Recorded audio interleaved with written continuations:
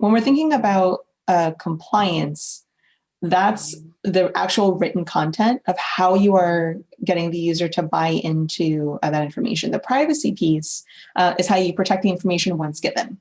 So long as you are hashing your data, so long as you have two-factor authentication, and you're taking the humans out of it, you're probably fine. The compliance piece is that you're asking permission for that information, and that you're honoring what your users check off.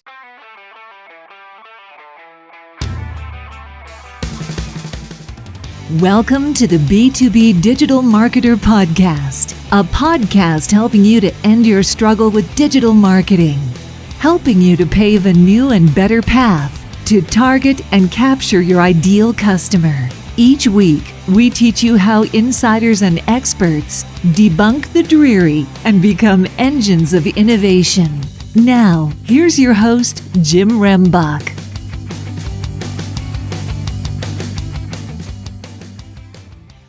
Okay, B2B DM game. I'm excited today. We're going to talk about some things that I really are affecting a lot of organizations, and so much to the point that they don't even know it is, which creates an even higher risk. So we have risk that's compounded because of the visibility or lack of visibility into this particular issue. And we have one of the industry's experts in this particular area, Navah Hopkins. Hey, Navah, thanks for joining us today. Thank you so much for having me. I'm delighted to share lessons learned. I know in the B2B space, it can sometimes be slow moving. So hopefully this session will give you the data and the anecdotes, the strategies to not only implement it, but to get your teams excited to implement. And I think it's really important to note what you just said there is that, for me, while I have been in B2B digital marketing for a couple decades, is B2C, because of just dealing with general population, has had to do things at a much faster rate and pace, as well as adjust that B2B just hasn't had to do. However, COVID, like with so many other things, has just changed that. So now it's like, hey, close the gap. We got to do it fast. And what that means is there are a lot of things that B2B organizations have to do that they've never done before, and they don't really even know how to start. And so to me, leaning on experts like you, leaning on, service providers and things like that is really what most organizations need to do right now in order to close this gap rapidly. But before we start going into that path and starting to talk about privacy issues, and we maybe even touch a little bit on paid ads and some of the fraud that's going on there. I don't know if we'll be able to get to that. That may be another session. Because that's also of interest for a lot of the clients that I have in the B2B space. But if you could tell us a little bit about your background and how you're going to help a B2B digital marketer make a difference with work that they have to do today. Sure. So as you mentioned, my name is Navah Hopkins. I'm the director of paid media over at Just We are a CRO platform. Prior to joining them, I've been in the digital marketing industry since 2008, in paid search and digital marketing, paid media specifically since 2012. Cut my teeth in digital marketing on SEO, again, transitioning to paid media in 2012. I've worked with thousands of brands on the international stage. I've taught university courses. I'm an international public speaker. I'm actually one of the founding board members of the Paid Search Association. I'm the Ask the PPC for Search Engine Journal. So all of this is to say is I'm very, very lucky in that I get to often see the forest as opposed to the trees. And it's very common that when you're running an account, when you're thinking about your individual business, it's very easy to get sucked into the minutia of, oh my God, like this is breaking, that's breaking. What am I doing? And so what I hope to share with you all today is that forest vision of what are the trends doing, what are a lot of folks in the B2B space and the agencies who are serving them. So the folks that, whether you're in-house or you partner with an agency, some of the thought processes that are going on there. And then, of course, those trends on the Google side, Facebook side, a little bit on the LinkedIn side as well. Yeah, and I think it's really important to note that the diversity of what we're finding in all this, when you start talking about a global and international, customer and interaction, versus, domestic, and even it starts getting impacted when you start looking in the U.S. by state, I mean, there's all these different regulations that are either been passed or on the table, but it's a shifting landscape. Would that be fair to say? Not only is it a shifting landscape, different brands are sometimes in stalemates. I don't know if you all paid attention to the Australia bit, where Google in Australia basically had a standoff about, and Facebook and Australia had a standoff about the news section and being able to monetize that.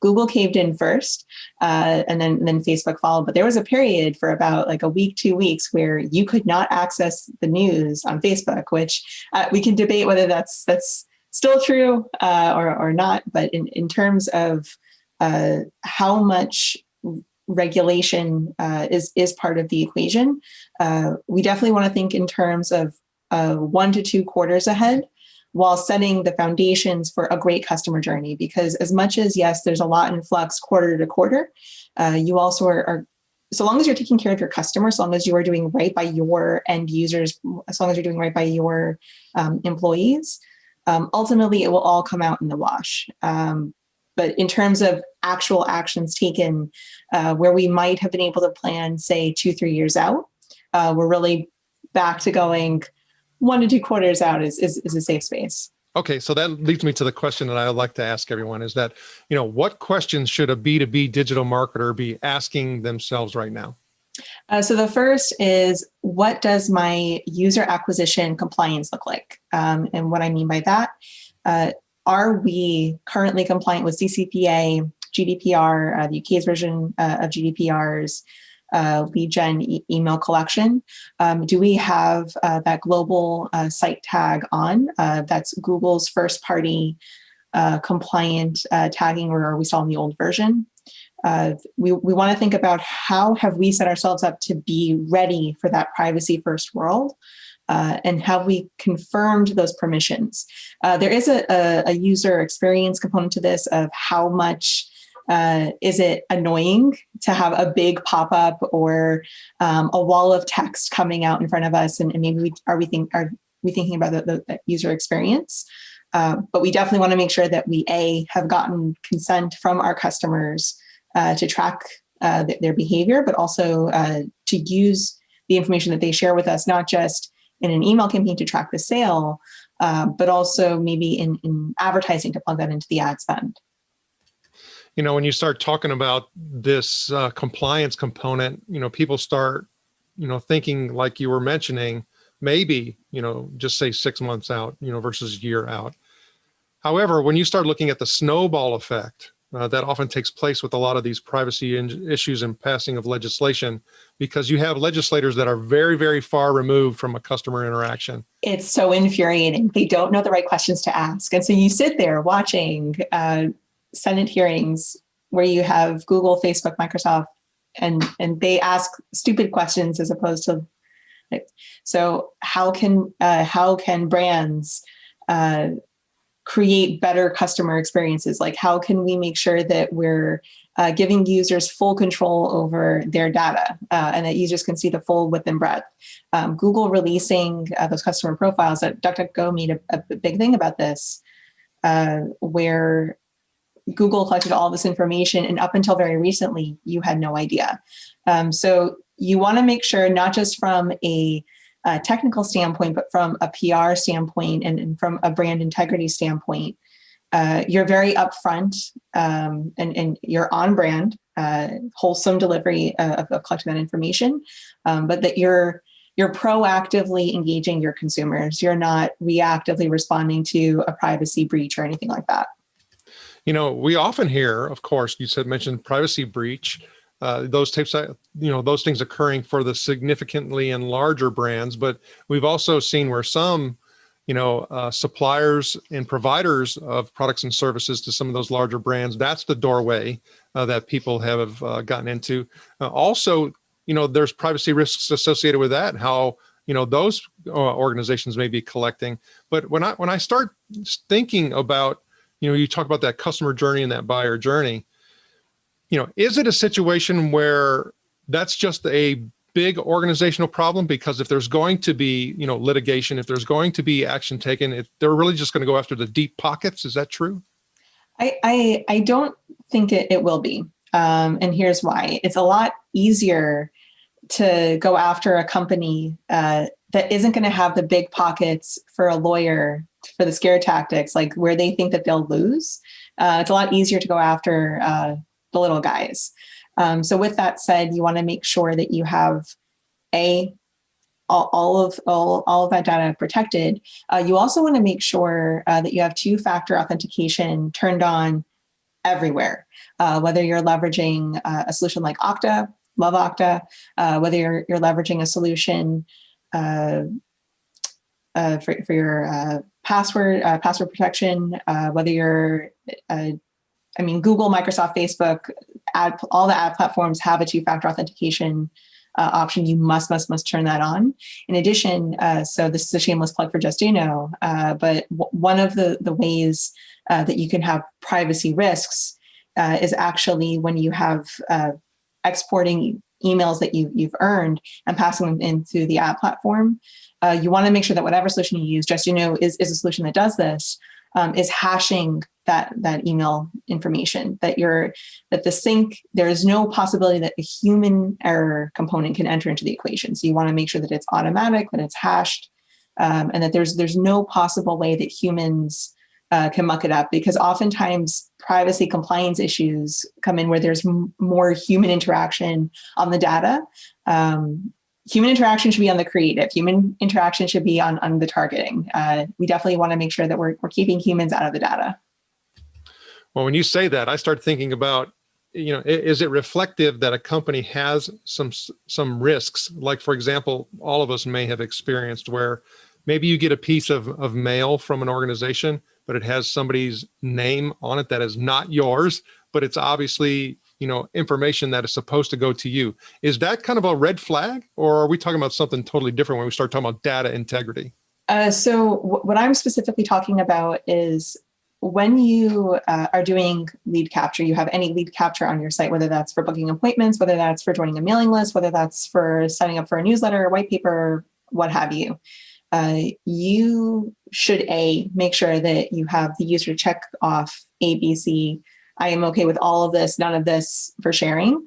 But also when you're passing that digital information back into your CRM, when you're passing that information into the ad platform, it's hashed, as in the data is not corrupted, but it's disguised. A human being could not understand it, but the computer can. So I'm talking more about that exchange of information in terms of like mail and whether there's brand compliance there. Typically, if someone has written in, that's fine. More the concern is the digital piece, because we haven't yet gotten the buy-in that yes, the person has confirmed all of this usage. And it is very important to note that just because you get the consent for one piece does not grant you consent for all. The other point that I want to make sure I make for the purpose of this webinar, part of first-party data collection is also what is first-party data. So for those of you that are international, for those of you that have multiple brands that roll up into a single brand, domain structure is actually going to become very, very important. So if there's one project that you kind of keep on your radar, it's this. So basically, Ginny Marvin, the ad liaison for Google Ads, has confirmed that you get up to 5 vanity domains associated with your domain. Subdomains, as in happiness.profitandvictory.com or happinessandprofit.com or .co.uk are fine. It's if you were to have happinessandprofitusa.com. So just this is more of a URL structure thing, but you just want to make sure that you have no more than 5 vanity domains, because otherwise you might not even be able to use your first party data and share it between them. That will come into play for website traffic. It will also come into play for email collection.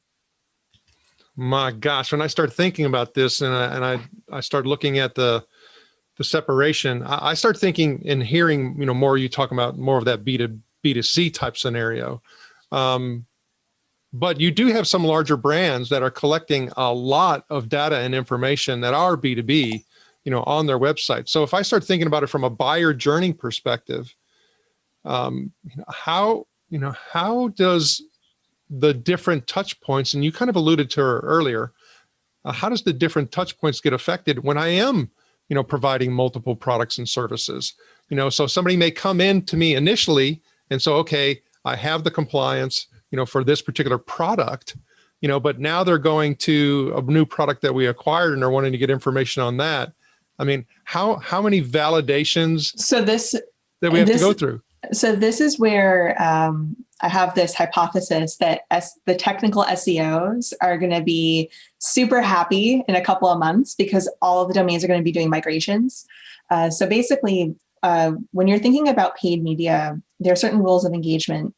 And then when you're thinking about SEO, there are other rules of engagement. And typically, they actually will conflict. What we're going to all have to think about is, do we consolidate and do what are called subfolders or a subdirectory? And you would have kind of a / state, country, brand, what have you, or do it as a subdomain, because that will all count as first party data that can be shared.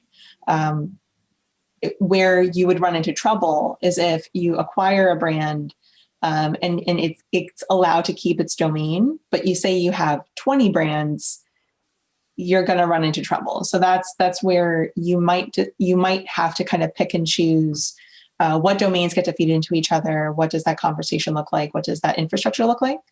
But again, so long as it's part of the main domain, or so long as it's a subdomain of the main domain, you're totally fine. I alluded to rules of engagement. The main one, or the main way that folks keep it separate is something called no index, no follow, so that you're not hit with duplicate content, so that you're not hit with any of that. But then there's also the component in paid media with quality score, where if the landing page experience is bad, i.e. it's a wall of text, no one's happy, there's a pop-up that comes up right away, that can hurt you. So you want to be very mindful that you're still honoring the rules of engagement for whatever channel that you're leveraging, but still making sure that you're compliant. So making sure that it's all within those 5 domains associated with that first party data set. Okay, so you talk about the compliance piece, and so how oftentimes I think compliance and privacy, kind of gets commingled. So how can I make sure that I'm separating the two and then therefore moving forward appropriately? Sure. So when we're thinking about compliance, that's the actual written content of how you are getting the user to buy into that information. The privacy piece is how you protect the information once given. So long as you are hashing your data, so long as you have 2-factor authentication, and you're taking the humans out of it, you're probably fine. The compliance piece is that you're asking permission for that information, and that you're honoring what your users check off. I will point out Google launched, and it's been very successful on the GDPR front, and it recently came over to the States. And I strongly recommend it for anyone and everyone in B2B, because I have a feeling this is going to become the main way you will be able to leverage what's called target cost per acquisition, or TCPA bidding. Or maximize conversions with a cost per acquisition goal. Now that they've taken that individual bidding strategy away, it's called consent mode. And what it does is it models what would those missing conversions have looked like where the user didn't opt in to be tracked. And that's invaluable, especially as we think about the iOS 14.5. And by the way, I'm sorry if this is going into the technical nitty gritty, but I'm very confident you all are hearing these buzzwords, and I just want to clarify what they all mean. So when we're thinking about the consent mode, up to 70% of the conversions that would have not been tracked, Google is claiming, and they've been doing so successfully in the UK and in the EU, and they've brought it over to the US, they're able to tell you what those conversions were. It does require that you have global tracking set up. So if you haven't already, you want to make sure that you transition from the old analytics tag to the new one. And then with iOS 14.5, that's basically Apple is making it so that users have to opt in to you being able to get any information about them, whether that's conversion data, whether that's signups, what have you. And so for those of you that might be running Facebook campaigns, LinkedIn campaigns, any campaign, Google campaigns that are app driven, you might be seeing, well, this data is a little bit mixed. So ironically, Google and Google's offering and Microsoft's offering as well are a really good spot because they've already built the infrastructure for that consent mode and that modeling. Facebook is a little bit in a weaker position simply because their algorithm is so conversion based.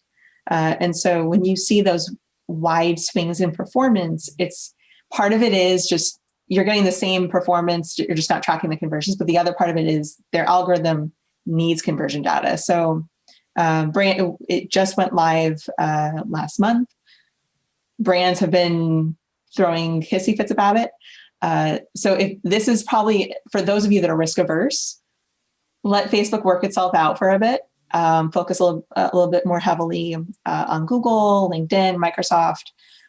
For those of you that already had Facebook campaigns running, because Facebook can be fantastic for B2B, just bear in mind that you are going to want to go very aggressive on lead capture so that you can still leverage lookalike audiences based off of your customer lists. Again, I know I mentioned this at the beginning, all ad platforms have confirmed customer lists are acceptable. And so you want to build into your strategies lead gen more so than website traffic remarketing, as it were, because that tactic is no longer going to be viable. So retargeting is going away. Retargeting off of someone landing on the page and then going to another page. So for example, I go to Just I want to explore the product. I then go to Search Engine Journal. In today's world, I might see an ad for Just Very, very soon, you are not going. Just would not be able to target me just off the fact that I went to the site. I would have had to have given my email and said I am okay in my consenting. That yes, I'm happy for you to target. So far, early days, people are opting in. So it's not all doom and gloom, but it's also important that we're leveraging it. So Adweek did a study and found that 74% of advertisers were not using behavioral targeting. So as much as this is a conversation about compliance, it's also a conversation about not only is there no more excuse to not use audience targeting, this is the main lever you have at your disposal. So you need to use it. Okay. So then this starts also getting into a couple things. One being is, platform power grabs. When you start talking about, LinkedIn, I mean, you mentioned all the platforms.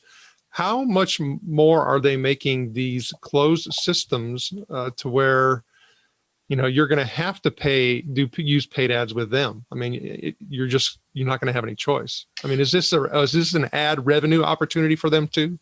I mean, the cynics amongst us, I'm sure, will say yes. What I actually found really fascinating is that I did a study of around 50,000 ads, and the customer list cost per acquisition, where you used your customer lists to target, and again, all ad platforms have confirmed that yes, that is okay, actually outperformed the native targeting. So when you're the difference between no targeting and the customer list was about a 75% improvement in cost per acquisition by using those customer lists. So definitely do that. But even in terms of, say, in market, where the ad platform is looking dynamically over 7 to 14 days, or with the cohorts that are coming out. If you all have heard about Flock, the birds, the federated learning cohorts, or Parakeet, Microsoft's solution, It's a 7-day running tab where you get put into a cohort. It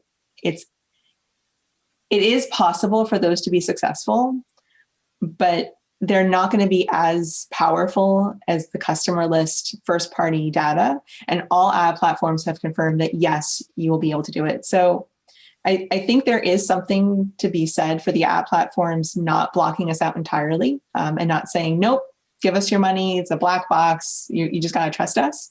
But for those that don't have the infrastructure today to collect emails, to collect that first party data, there's definitely some catch up to do. So it might feel like a power grab if you haven't already set up the infrastructure for lead gen. If you've set up the infrastructure for lead gen, you have your proven white papers, webinars, you know your buyer personas, you know who you have to target within a respective organization, you'll be fine.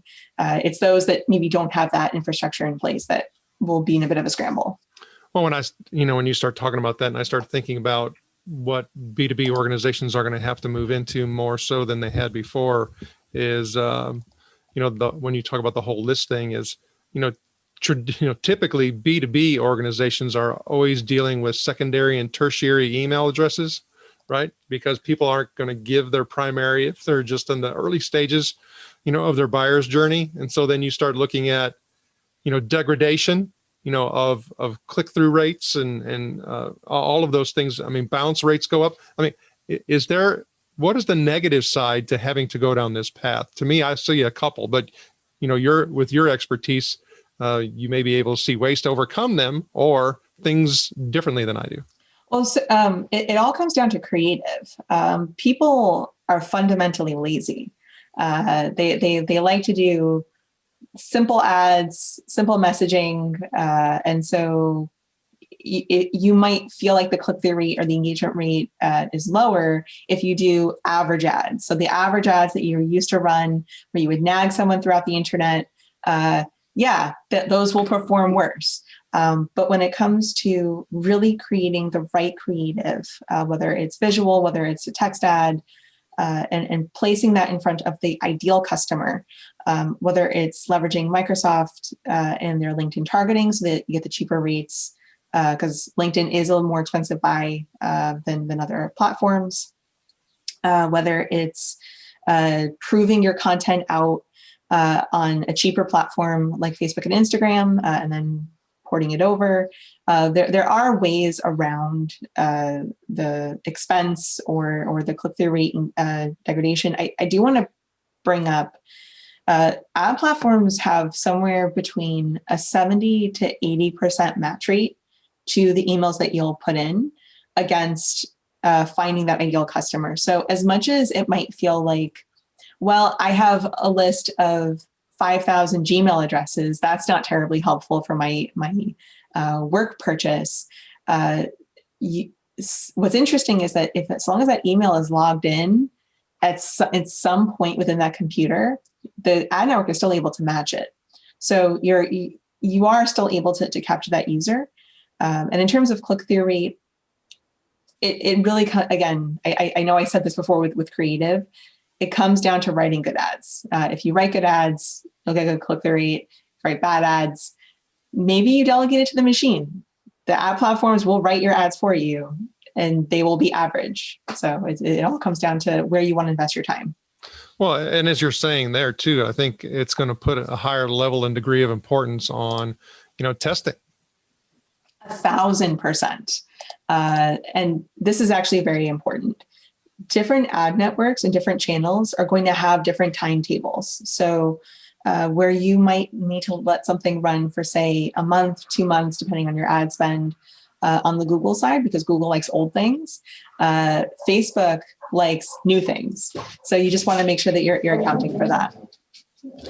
So maybe you need to explain that a little bit deeper when you say old things and new things. So that goes down to the learning period.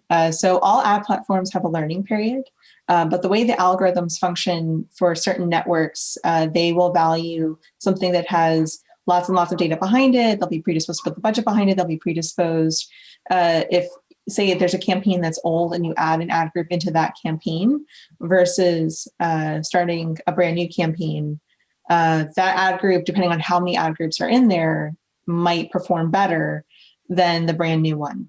On the flip side with Facebook, sometimes you actually will get better performance out of the same creative simply by pausing the original campaign and running a brand new version of it, doing literally nothing. So just refreshing the campaign or the ad set. So it's just a matter of understanding those timetables. In terms of running tests, I typically like to pick one major variable I'm looking to test, whether that's the audience or the creative, the targeting, and run that for a quarter so that I can really prove out what's happening. And this is especially true for B2B, where sales cycles, you're looking at least 90 days, if not longer. 90 days is a rocking sales cycle. And it's also important to note that from a targeting standpoint in these customer lists, you can absolutely extend the lifetime of the list to it's up to 540 days. So that you can actually target your customers when they're coming up for their renewal. It's not just about net new acquisition, it's also about that nurture throughout their lifetime. Okay, so as you started going down and explaining all this, I'm starting to think about this complexity level increasing at an ever increasing rate. And is there going to be a time where this rate of change slows? You're talking about seeing the forest through the trees. Are you starting to see, or can you see a time where, we're not going to have essentially this onslaught of complexity? So it's really interesting. For the first part of my career, I felt like I was living the most luxurious, easy life because I was watching all of my SEO counterparts from my beginnings in SEO. They were having these panic attacks. Everything was changing and PPC was just stable. I could count on this rule of engagement was me, this rule of engagement. And then close variance happened. The right-hand side of the search result page went away. Then we lost our average position. Then we lost certain targets. Then there's a whole slew of things that have happened. I think we are living in a world where it is normal for the rules of engagement to change every 2 to 3 quarters or so. And the reason for that is because there are these new and emerging platforms, but also the consumer is waking up to, well, am I really okay giving all of this power to brands and to ad platforms, or do I want to have this be a partnership and have it be a consensual conversation as opposed to brands nagging me throughout my life? So I do think it's important to get used to having to adapt certain strategies, but the core of taking care of your customers, preserving data privacy, building lead generation and insights, not just from the leads that come in, but also getting your sales and your customer success organizations involved in the conversation, that's always going to be true. So long as those pieces are together, you'll be fine. You'll be able to weather whatever random innovation or random panic attack comes your way because your core is fine. The brands that are struggling are the ones that maybe say, oh, I can handle infinite leads. You can't. I promise you can't. You need to know exactly what your infrastructure is. How many net new leads can you handle each month? Where can that number grow to without any operational change? Where do your best customers come from? Where do your worst customers come from? What are those buyer persona pieces? And it's depressing how few brands can answer that. Well, I think, okay, so talking about the constant change and refresh and updating and all of that, and we talked about the shifts in COVID, causing certain things to happen. And it was, like you were talking about, it's just give me any old customer and give me as many of them as I can take, and we'll just deal with it. However, as you're talking through all this, I think the pendulum is now swinging back towards the whole quality, because we were way out of whack in regards to quantity, people getting inundated. I mean, even for me, when I start looking at my email inbox, I've got tens of thousands of emails that I haven't opened because of just the sheer noise. And so for me, it seems to me like as soon as I unsubscribe from one of their lists, I think I get shifted to another one because I keep getting their stuff. It's like, I can't get out of it. That might also be a compliance thing. That if the brand has not if I mean, I don't want to say that the brands that you're unsubscribing from are running afoul of these rules, but it is very possible that they're running afoul of these rules, because the reason why we marketers are having a tough time is because the ad platforms regulations are trying to protect us as consumers from these really annoying experiences where we get spammed, where we get dumped on. So as much as this might feel like a stressful period, what it's actually doing is it's helping you build a better relationship with your customers. It's helping you think about how you talk to them, when you talk to them, why you're talking to them, so that they can get excited about talking to you.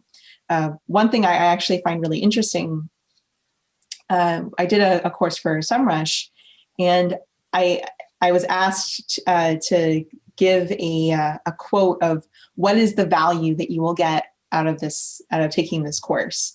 And what's really interesting is that I then will see those ideas parroted when people then share the course for others to go take it. And they do that because they're entered into a contest to have a 30-minute consult with me.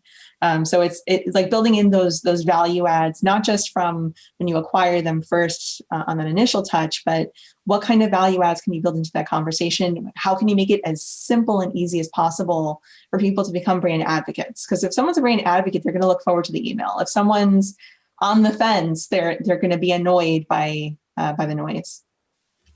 Yeah, I think for me, the pendulum is swinging back to the whole quality component that we've been, seeking. But going back to what you had said, a lot of organizations aren't prepared and can't answer. So we've got to do some of that, whatever you want to call, the journey understanding, the buyer persona. I mean, all of those types of things, the testing, all that has to happen. Just have a built-in. It doesn't even have to be every week, like a 30-minute connect with your marketing, your CS, your sales, potentially your engineering department or your product department, depending on who you are, where they sit together and they go over a quarter's worth of leads, or they talk through what the product roadmap looks like and how do you want to position those pieces. Because it's very easy for sales to think that, oh, these are just bum leads, or it's very easy for marketing to think, oh, you're not trying, or CS to say, what are you guys doing? You're promising things there's no way we can deliver on. I am going to be pulling my hair out to try to keep this customer. And so the moment you get all three together and you can have a really honest conversation about what is needed to keep our customers happy, how can we talk to each of our respective customers, what are the best channels to talk to each of our respective customers. Paid media then is a very easy lever to pull to get more leads in that respective channel. Paid media is absolutely the wrong lever to pull if you can't answer who your people are. And I think that's an important point to make as well. It's not just merely putting an ad together. It's this entire component. And oftentimes too, I find that people focus in on sales and marketing, but then they forget the whole, customer or client success or customer support piece. And they do have to work all together. So it's that, that mix of, elements. And then you also threw in the whole product development, piece and all of that. And you start getting into, even the creatives and you're going to actually see some improvements come. And I would dare to say, with this pendulum shift, you're going to see those that are actually getting that right. Their growth is going to be significantly greater than all the others. And they're not going to have to work as hard. Like the moment you get the core right, and digital marketing is scary because it requires you to pull levers you might not be used to pulling. But if you remember that ultimately all you're doing is the same thing you've been doing for decades, just solid, good marketing, solid, good taking care of the customer, you'll be fine. Find a really clever practitioner or find an agency or get the certifications yourself to pull those levers. Like it's become a lot easier to pull those levers. Ironically, in today's world, even though there's a lot of changes, the ad platforms have actually made it stupidly simple to get set up. Yes, they also make it stupidly simple to make mistakes, but ultimately it's a much more accessible channel than I think it was, say, 10 years ago. That's definitely getting that way. Like you said, there are pros and cons to all of that. Okay, so but as a marketer, as a B2B digital marketer, and for me and our agency, we focus in on the whole lead gen component.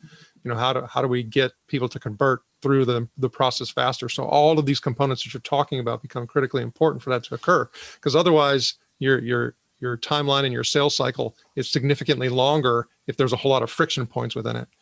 And that's a value, but I don't have unlimited resources. So if I start thinking about, all right, if I'm constrained with the budget that I already have, what should I be doing as a B2B digital marketer to pull and reallocate to certain areas? What would you recommend? So constrained budgets mean different things to different people. I know B2B campaigns that run on 5,000 a month. I know those that run on 50,000. I know those that run on 5 million. Like, it's different numbers are going to, constrained is an adjective, adjectives are relative. The first and foremost is to understand what is realistic in terms of a budget. And that will tell you what channels are accessible to you. I would not touch Google with a 10-foot pole if I have less than 5 to 10 grand, depending on the industry. It's just not a good buy, at least for search. Display and YouTube potentially, but like Google search, you need to bring some budget to bear. But the reason you need to bring budget to bear is because people are actively searching for who you are and what you do. And by parlaying the audiences on top of it, you're able to exclusively target folks who either you've collected their email already. So whether your amazing marketing team has run email campaigns, or you have your existing customer list and you want to do similar audiences, all great things. Microsoft Ads is far more accessible. And they actually have 2 import functions, one from Google to run search campaigns, and then the other, which is in beta, but you can just raise your hand and ask for it, is to import from Facebook for their audience network, which is their programmatic display video-esque offering. Strongly recommend that, because they allow you to take LinkedIn targeting data and exclusively target folks in specific companies. So if you don't have the budget for LinkedIn, where I typically like to see, again, at least 10, 15K per month, Microsoft is a great way to get that ad spend. For those of you who know that your customer needs to like you just as much as they need to enjoy your product, Facebook and Instagram can actually be very, very powerful, especially if you know that you have a proven webinar, white paper, you have data that you put out that's thought leadership for you. Very, very powerful opportunity there. I definitely recommend only doing lookalike audiences off of customer list.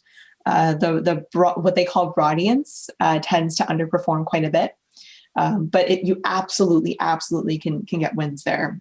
In terms of where to invest dollars, if I had to pick, say, one initiative, it would actually be YouTube or some sort of video play over anything else, because video plays, A, they're shareable, B, you're able to engage the customer. There's a lot of ways built into the YouTube or the video ad format. I love YouTube, so I keep saying YouTube but all video ads are great. Where you can actually get the first 30 or so seconds as absolutely free if you do skippable. But also what's nice about it is that you can take people who have seen your video and then target other channels. So it's just a very powerful way to engage the customer, to speak to the customer in the way that they want to be spoken to. Most people like to have visual and audio. They don't just like to read a thing. So it's if I had to pick one, it would be video. But all channels could potentially play a role. Wow. Navah Hopkins, a wealth of insight and information. And thank you so much for joining us. Please share. Oh yeah. And please share with the B2B DM gang how they can get in touch with you. Absolutely. So as I mentioned, I'm the Ask the PPC. So you can check out the Search Engine Journal Ask the PPC column. It's the second Monday of every month. You also can find me on Twitter, Navah F, on LinkedIn. Definitely check out Just Do Know. So if you want to email me, nava@justdoknow, happy to connect on all things CRO. And I really appreciate the time. Navah Hopkins, thank you for sharing your knowledge and wisdom, and we wish you the very best.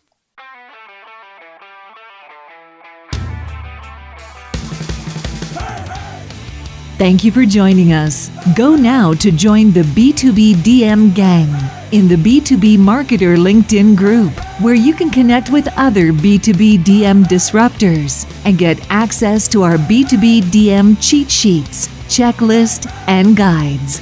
While you're at it, if you found value in this show, please help by going to iTunes to rate, review, and subscribe. And share the show on all of your digital platforms. Be sure to tune in next week for our next episode. And always remember, you can automate your lead capture, but you must lure your lead.